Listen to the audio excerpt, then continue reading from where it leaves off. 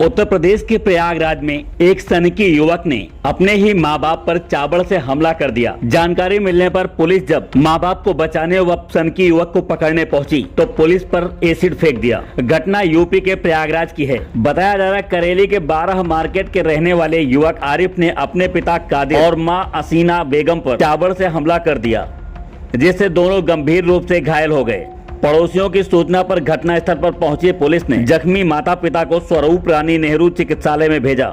वहीं आरोपी युवक को पकड़ने का प्रयास करने लगी तो आरोपी आरिफ ने पुलिस व फायर ब्रिगेड की टीम पर तेजाब फेंका, जिससे अफरा तफरी का माहौल बन गया। बताया जा रहा है कि आरिफ मानसिक रूप से विक्षिप्त है।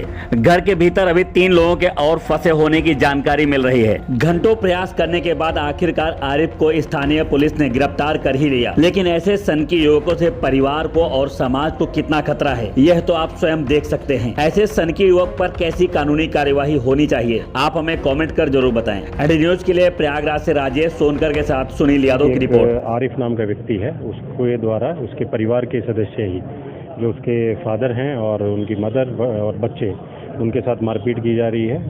तो इसी पे तत्काल पुलिस यहाँ मौके पे पहुंची और इसमें उसने चाकू से और कुल्हाड़ी से उसके परिवार के ही सदस्यों पे हमला किया था, जिससे जो घायल लोग हुए थे उनको पुलिस के द्वारा इवैक्यूएट करके हॉस्पिटल पहुंचा दिया गया है। और जो ये आरिफ है, इसको भी पुलिस ने अभी हिरासत में ले लिया है और उससे विस्तृत पूछताछ की जा रही है। अभी मोहल्ले वालों से पूछने पे ये पता लगा है कि थोड़ा वो मानसिक रूप से विक्षिप्त है और पहले भी इसके द्वारा परिवार के साथ झगड़ा किया गया था। और इसमें अभी जो सूचना मिली है कि उसकी मदर और उसकी एक सिस्टर जो है वो काफ़ी गंभीर रूप से घायल है, तो उनका स्टेटस अभी हॉस्पिटल से हमें पता करके आपको बता दें।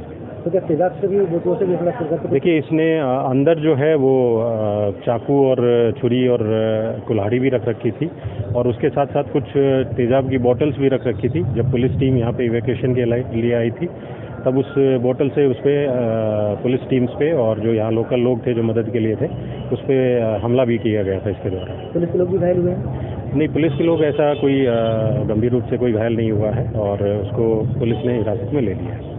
बताइए क्या मामला है? मामला ये है कि मेरी माँ को मेरी बहनों को ये टॉर्चर करता था।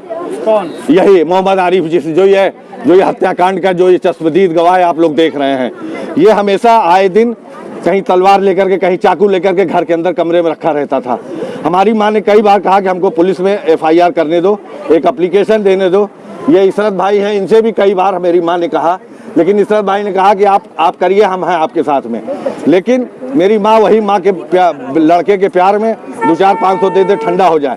हमेशा सब कुछ ने जो है घर के अंदर मारा पीटा, मेरा मोबाइल तोड़ दिया। आज तो उसने हद ही खत्म कर दिया कि हम 12 बजे सो रहे थे। कोई वजह नहीं थी। 2 दिन पहले इसने छेड़खानी किया माँ से। हम तो रहते नहीं, हम तो बाहर चले जाते हैं। मेरी पत्नी ने से एक बार इसने झगड़ने की कोशिश किया था तो पत्नी ने तुरंत पुलिस को फोन करके बुलाया था। ये लगा रोने लगा, हाथ पैर जोड़ने लगा, मेरी क्या गलती, हमें नहीं चाहिए, हमें ये कमरा दे दीजिएगा। हमने कहा ऊपर वाला बन गया, अगर तुम्हारे पास पैसा हो तुम बनवा लो, तुम ले लो, नहीं जाओ हमारे पास पैसा होगा हम बनवाएंगे, तुमको अपना कमरा दे देंगे। बात आएगी खत्म।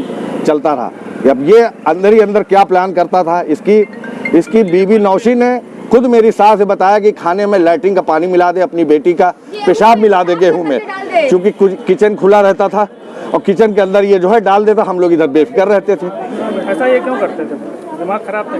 दिमाग नहीं खराब है, ये जानबूझ के इसने जो है पूरा जायदाद की लड़ाई का मामला है। ये पूरा घर, समझ गए, मेरे बाप को कहता था पेंशन दो, पेंशन में 5000 रुपया हमको महीना दो, मेरी बीवी को खाना खिलाओ। यहाँ तक कि इसकी बीवी जिस दिन से आई है वो एक तलाकशुदा है।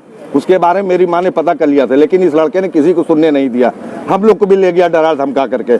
हम लोग चले गए, शायद अब सुधर जाए, शायद अब सुधर जाए, लेकिन ये जो है नहीं सुधरा। हमने इसे कहा कि तुम्हें जो चाहिए तुम ले लेना।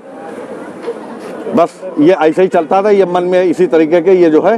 घर में अंदर कितने लोग थे? घर में मेरी बहन थी जी, नाहिद, और मेरे वालिद साहब थे और मेरी माँ थी, छोटा भांजा था। ये लोग गए थे स्कूल, तकवा स्कूल में। मेरे 2 बेटे हैं, दोनों गए थे स्कूल, तीनों। और हम लोग अपना उसको स्कूल से भेजने के बाद सो रहे थे। ये हुआ कि अभी 12-12:30 तक आ जाएंगे, तो फिर उठ करके इन लोगों के लिए बस ये उसके आने से पहले ही, सारे बच्चों को आने से पहले इसने धीरे धीरे कमरे के अंदर सबसे पहले ताला लगाना चालू किया है। गेट के अंदर से ताला लगाया ताकि सिक्योरिटी ना बन पाए, उधर से बंद कर दिया। इसके साथ 2 लड़के थे जो कि चापड़ लेकर के हमला कर रहे थे।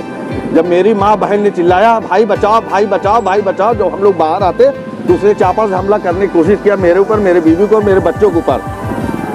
जब उसने हमला करने की कोशिश किया तो इससे हाथापाई तो नहीं हो पाई। हम लोग जल्दी से दरवाजे के अंदर घुस गए और दरवाजे में सिकड़ी नहीं रख पा रही थी और बस ये जो है हम लोग खींच करके दरवाजा अंदर से बैठ गए। इसने बहुत कोशिश किया, फिर इसने सिलेंडर निकाली, सिलेंडर में आग लगाई। मेरी छोटी वाली बहन किचन में थी, नौसीन, उसको इसने चापड़ से, वो नाहिद, उसको इसने चापड़ से, जबकि वहाँ लाश पड़ी हुई है। हम लोग कुछ नहीं कर पाए अपनी जान बचाने के लिए, हम लोग कुछ नहीं कर पाए, सब देख रहे थे, लेकिन इसने पूरी प्री प्लान्ड वे में ये इसने काम किया है। मेरी माँ को इसने पहले ही मार डाला। पता नहीं कैसे मेरे वालिद साहब बचे हैं कि नहीं बचे हैं, मुझे नहीं पता। मैंने अपने छोटे बेटे को, अली को, जाली से बाहर निकाला। हमने तो इन लोगों से भी कहा तुम लोग जाओ, हम इससे लड़ते हैं, लेकिन इन लोगों ने अब्बा अब्बा अब्बा कह के मेरी माँ थी, एक लड़का अरमान था, मेरी बहन का, मेरा भांजा पता नहीं कहाँ है बेचारा।